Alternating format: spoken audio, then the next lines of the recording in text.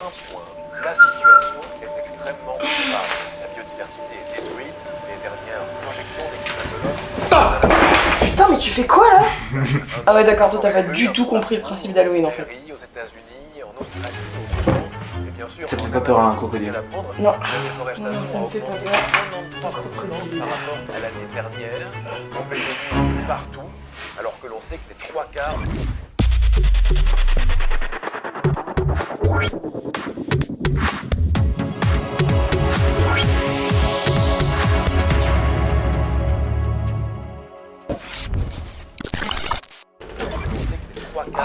Tu sais ce que je boirais bien là? Non. Un pumpkin spice latte chez Starbucks.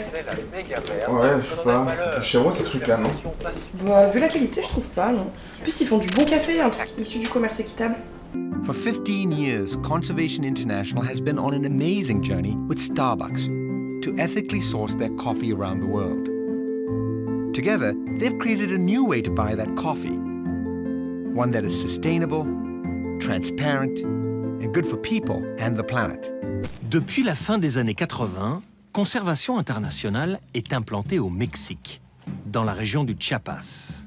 Ver crecer las plantas, ver la semilla, recibir la semilla, ponerla a germinar y ver crecer este vivero es algo impresionante. Ce n'est pas du café commerce équitable. Le commerce équitable tente de créer un système d'approvisionnement éthique. Avec les Café Practices, Starbucks crée son propre label, qu'il contrôle lui-même et décide s'il correspond ou non à ses propres critères. Ce n'est pas la même chose. Voilà là. Eh ben dis donc, tu les cumules toi les produits du Mexicain. On va faire une petite étagère là, ça va être nickel, tu vas tout mettre. Parfait. Moi, je comprends plus, hein. Si même avec un label commerce équitable, c'est de la merde. Ok. Bah, qu'est-ce qui fait un bon café? Bah ouais, je peux vous montrer sinon comment on fait un bon café.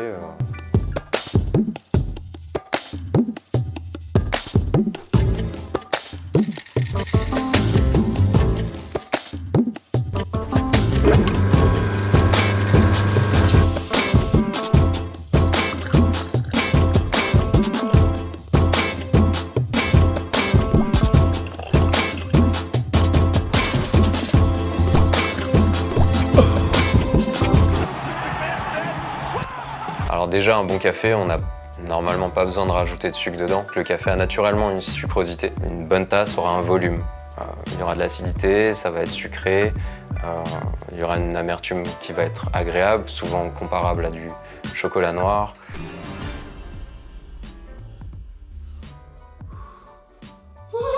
Souvent, on va juger ça par ce qu'on appelle l'aftertaste, c'est la fin de bouche.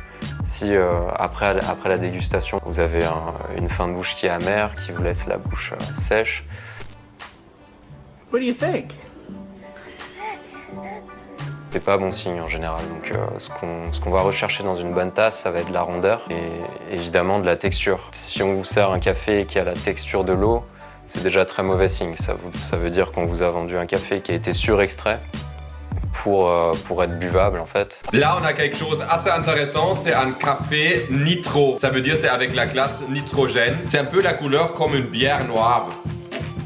Ouais, ça goûte super fort du café. J'en suis sûr, les gens qui aiment le café, ils vont être au 7e ciel, mais moi, c'est pas trop pour moi. Le café de commodité, le café vraiment bas de gamme va prendre en compte des cerises qui n'ont pas atteint leur maturité, certaines qui auront atteint leur maturité, ce sera pas du tout homogène en fait. Et donc tout ça, pour nous c'est du déchet en fait, mais c'est réutilisé dans les pays producteurs, soit pour la consommation locale, soit pour les grandes firmes qui vendent du café ici. C'est évidemment cette sélection-là qui va faire que le café va être de qualité. Est-ce que vous consommez chez Starbucks? Non, pas du tout. Non plus. Quand je suis à Lyon et souvent à la Confluence, je consomme Starbucks. Alors je consommais avant quand j'étais au collège et au lycée. Cette année j'ai regardé un documentaire sur Arte et depuis j'ai arrêté de consommer Starbucks. Oui, assez souvent d'ailleurs. Ça coûte trop cher, j'ai pas les moyens, moi je suis étudiant, je peux pas payer mon café 8 € quoi. Enfin, On a la facture ici, c'est en total 131,94. Qu'est-ce qui vous déplaît chez Starbucks? Déjà, les chaînes de base, c'est pas un vrai café, il n'y a pas d'âme, c'est à la chaîne, il n'y a pas de contact client et c'est que du sucre. Il n'y a rien d'éthique, en tout cas dans cette chaîne, selon moi.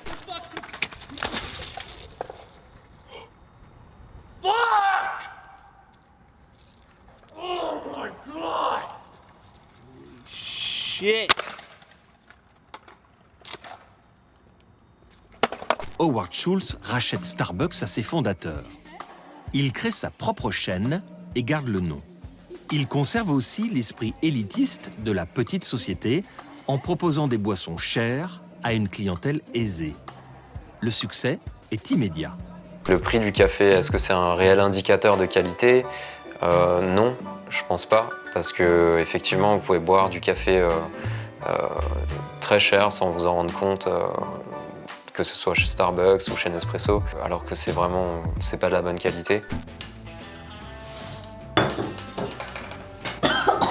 Oh, mate. Ah, that is horrific. Effectivement, le café de qualité est cher parce que il a demandé énormément d'efforts pour être trié, pour être sélectionné en fait. Ça va être le travail du producteur, mais aussi le travail des personnes qui vont récolter à la main. Ensuite, cette sélection-là va jusqu'au process, jusqu'à moi ici, à ma torréfaction, où je vais enlever les petits grains qui sont défectueux, etc.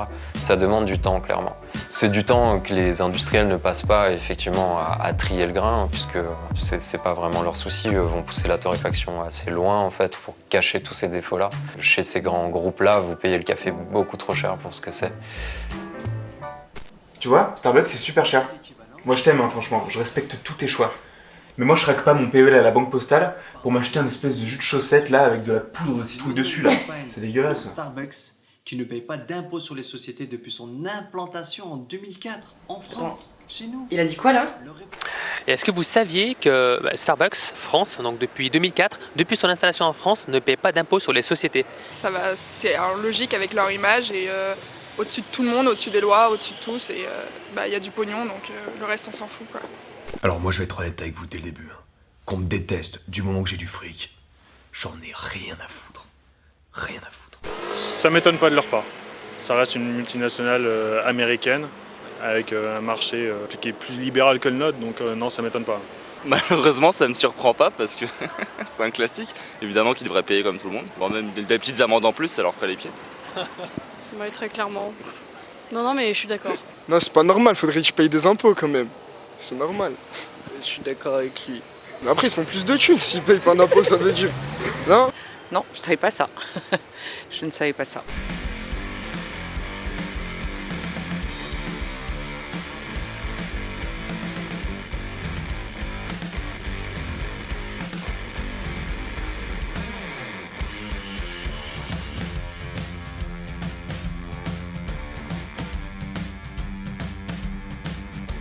Près de 1000 milliards d'euros par an en Europe. Cette même Europe dont le budget dépassait à peine 162 milliards d'euros en 2015. 40 à 80 milliards d'euros rien que pour la France.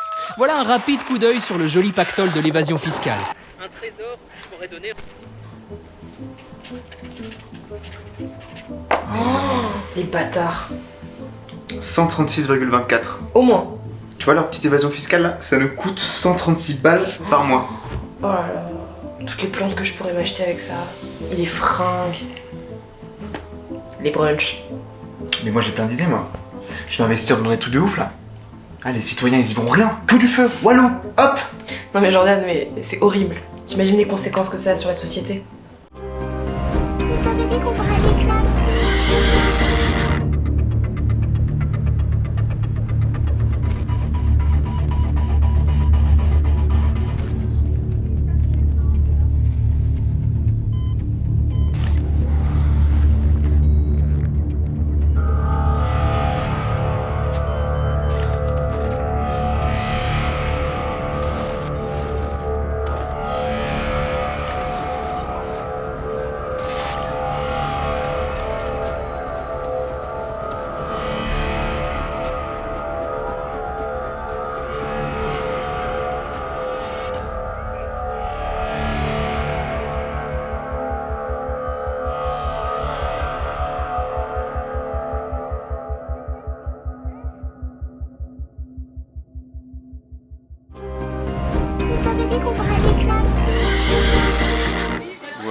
les amis, Starbucks Café.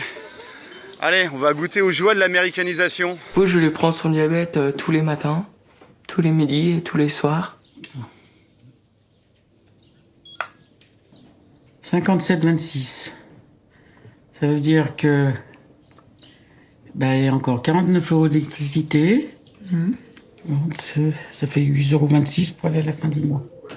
Il reste une dizaine de jours. Ça va? Oui.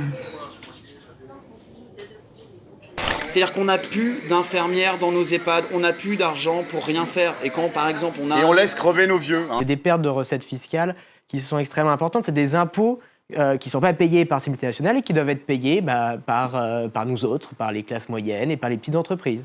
On résume, on taxe de plus en plus les plus pauvres, nos retraités, nos infirmiers, nos agriculteurs. Et à côté de cela, on fait des coupes budgétaires sur le système de santé, sur l'éducation de nos enfants, pourtant primordial. Est-ce que c'est juste que certains payent des impôts, d'autres n'en payent pas? Non, tout le monde devrait en payer, mais après, c'est le bénéfice. Enfin, ils veulent faire le plus d'argent possible aussi. Oh, pognon, on va avoir une douche de fric. Oh, tous les matins, on va être là, oh merci. Oh, le ruissellement, il y a des fois, on se dit, tiens, ils nous prennent pour des cons, mais là, on en est sûr. Qu'est-ce que ça vous fait de l'apprendre? Je trouve ça pas très correct, puisque si on est en France et si on a des consommateurs français, il faut aussi respecter la législation française, enfin il me semble. Moi je suis une consommatrice, mais si c'est une enseigne qui joue pas le jeu, moi j'ai moins envie d'aller consommer chez elle. Il y a un peu une sorte de trahison, on sent qu'on nous dit pas tout. Ça fait partie des choses légales qu'on peut pas forcément cautionner moralement. C'est une fraude ou pas? C'est légal. C'est légal. Ah mais si c'est légal, si c'est légal, ils savent.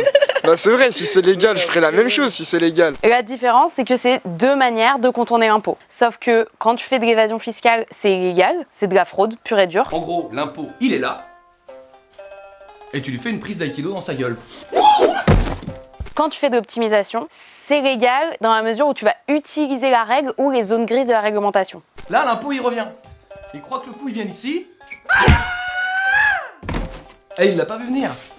C'est ça qui est beau. Du coup, oui, pourquoi personne ne fait rien? Parce que s'il n'y a pas de fraude, il n'y a pas de poursuites pénales qui sont possibles. Et du point de vue civil, on ne peut pas engager la responsabilité, sauf si on démontre qu'il y a un abus du droit de choisir la voie la moins imposée. Donc il faut aller le démontrer, quoi.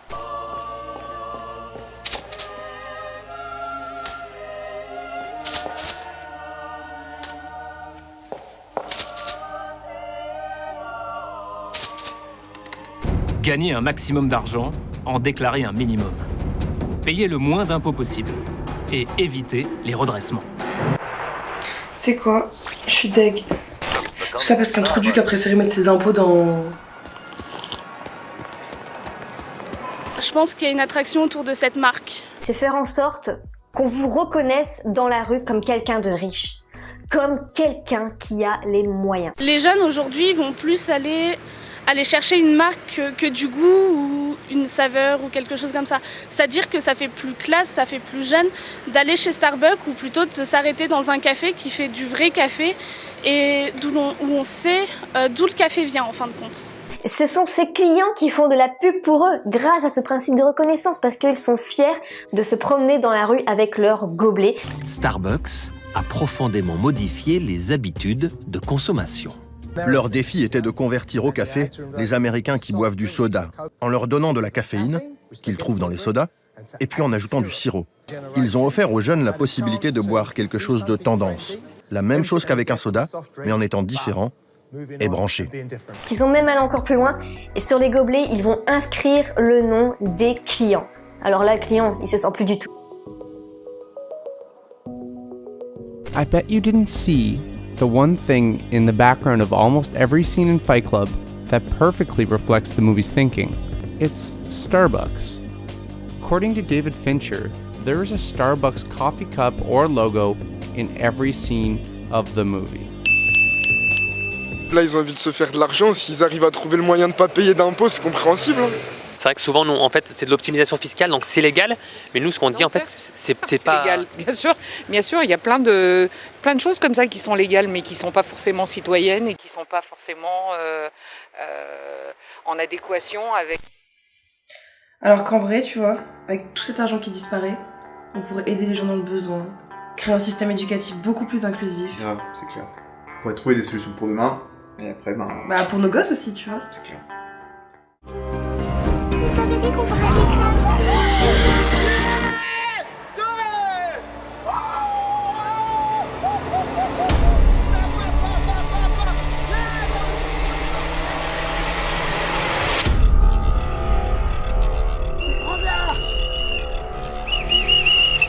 Arrêtez-vous, et on a la loi! Arrêtez-vous! C'est à moi? Oui! Moi? Oui! Moi? Oui! Mais pourquoi? Mais parce que...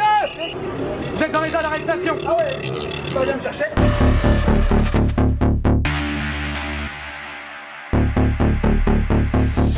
Lâchez-moi!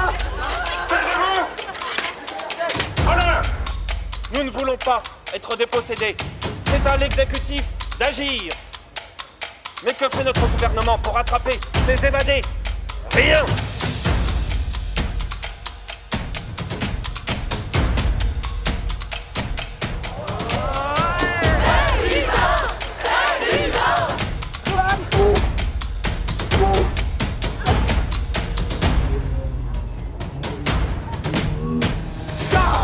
Comment est-ce que je peux éviter qu'une entreprise s'évade avec mon argent? Je ne lui en donne pas! C'est à nous d'en prendre la responsabilité! Alors citoyens, en marche! En marche pour le climat! Chaque année, on reverse 4 milliards d'euros aux institutions financières en payant en carte bancaire. Avec celle-là, on reverse 60% des frais de transaction aux associations. Aidez-nous, soutenez-nous sur KissKissBankBank.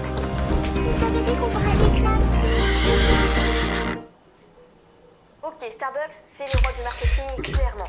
Idée. Mais... un poteau. C'est bizarre parce qu'il y a quand même des D'accord. contradictions. C'est un poteau qui filtre l'air pollué. Au-dessus, t'as un espèce de petit réceptacle, tu vois. Ça sort de l'air ultra pur. Le bordel te fait de l'ombre, ça te fait la clim. Ça pollue pas, attention. Hein. Et ça fonctionne avec le soleil, l'eau, C'est le génial. vent. C'est On est d'accord. stylé, c'est stylé, Toutes les c'est énergies stylé. renouvelables, tu Ouais, vois. C'est trop ouais, bien. mais un arbre en fait. Un arbre. Un arbre. Au niveau d'éthique, ça reste à voir. Oui. Bref, si vous ne voulez pas être un pigeon de cette Bah voilà, on société a de déjà. consommation, rappelez-vous... Et en tant que citoyen, nous, qu'est-ce qu'on peut faire justement pour aller mettre la pression sur ces entreprises pour changer ces pratiques qu'on trouve inacceptables? Je pense que déjà ne pas y aller, c'est une bonne chose. Enfin, c'est un premier pas. Après, c'est sûr qu'il y en a qui sont inévitables, à peu près inévitables comme Google par exemple, mais Starbucks c'est tout à fait évitable en allant tout simplement au cafetier du coin. Les boycotter. Les boycotter ou faire en sorte de diffuser l'information. Quand on veut quelque chose, eh ben, on peut se renseigner. Et je pense que c'est ça en fait qu'il faut qu'on apprenne aux jeunes à faire. Je m'appelle Charlotte, je travaille à la Gonette. La Gonette fait partie des 67 monnaies locales citoyennes qui circulent en France. Donc une monnaie locale, en fait, comme son nom l'indique, elle est locale, c'est-à-dire qu'elle circule sur un territoire bien déterminé. Vu que c'est local, cette monnaie, elle va circuler seulement dans ce territoire-là, elle ne va pas pouvoir s'enfuir de ce territoire-là.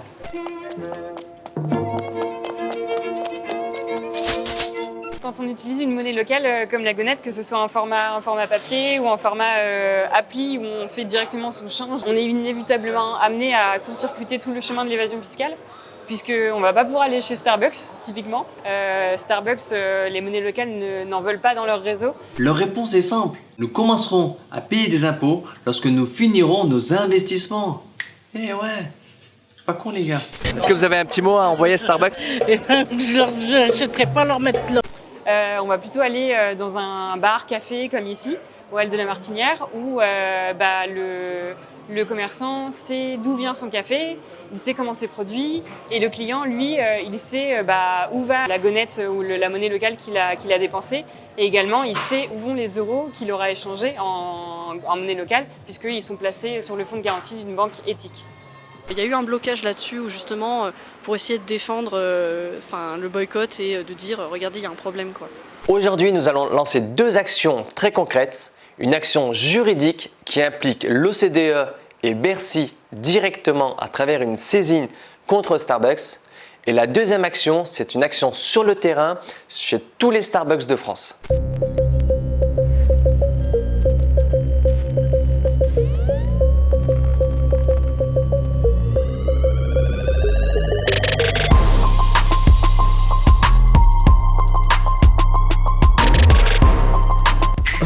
Oh putain, ça donne envie de leur faire la fête. Hein. Mais grave.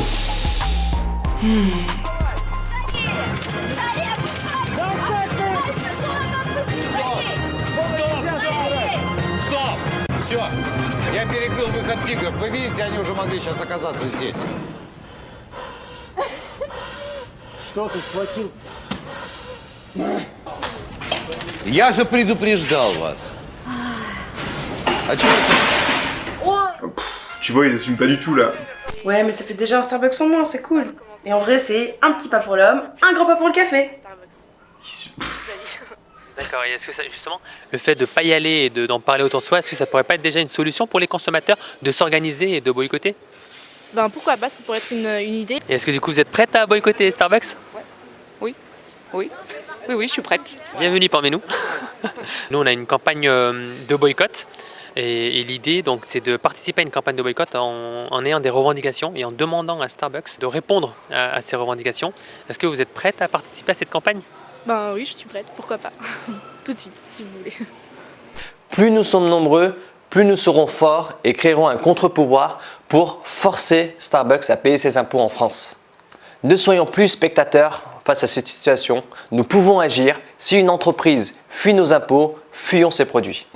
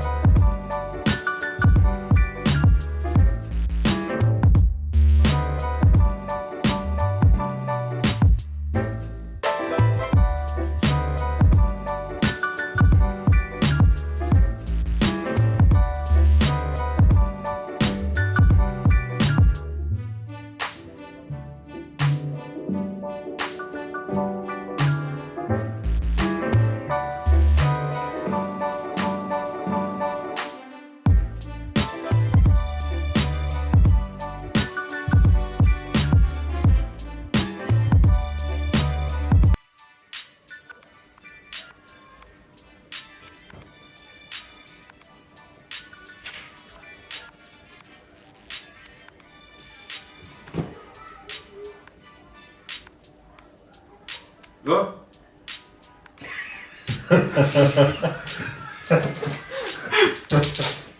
Juste ça.